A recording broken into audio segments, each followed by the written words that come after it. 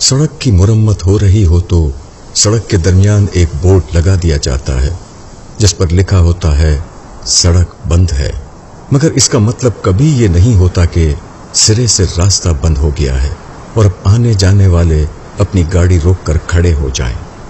इसका मतलब सिर्फ ये होता है कि ये सामने की सड़क बंद है। हर शख्स को इस किस्म के बोर्ड के मायने मालूम है। चुनाचे सवारियां जब वहां पहुंचकर बोर्ड को देखती हैं तो वो एक लम्हे के लिए नहीं रुकती, वो दाएं बाएं घूमकर अपना रास्ता निकाल लेती हैं और आगे जाकर दोबारा सड़क पकड़ लेती हैं। और अगर किसी वजह से दाएं बाएं रास्ता ना हो तब भी सवारियों के लिए कोई मसला नहीं, वो अतराफ की सड़कों से अपना सफर जारी रखती हैं।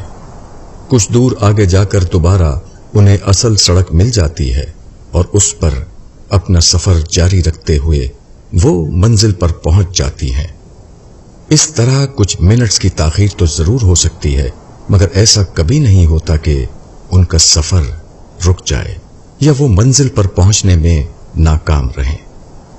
यही सूरत जिंदगी के सफर की भी है।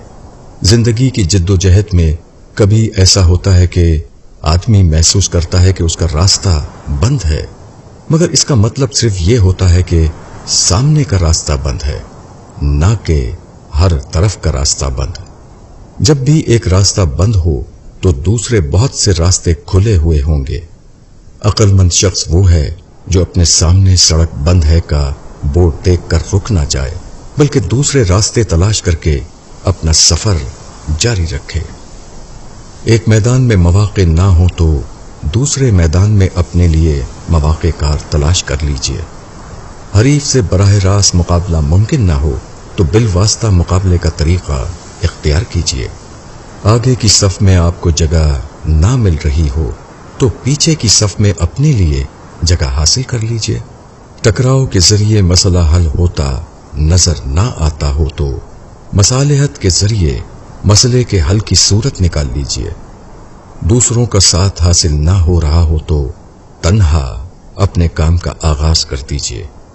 छत की तामीर का सामान ना हो तो बुनियाद की तामीर में अपने आप को लगा दीजिए। बंदों से मिलता हुआ नजर ना आता हो तो खुदा से पाने की कोशिश कीजिए।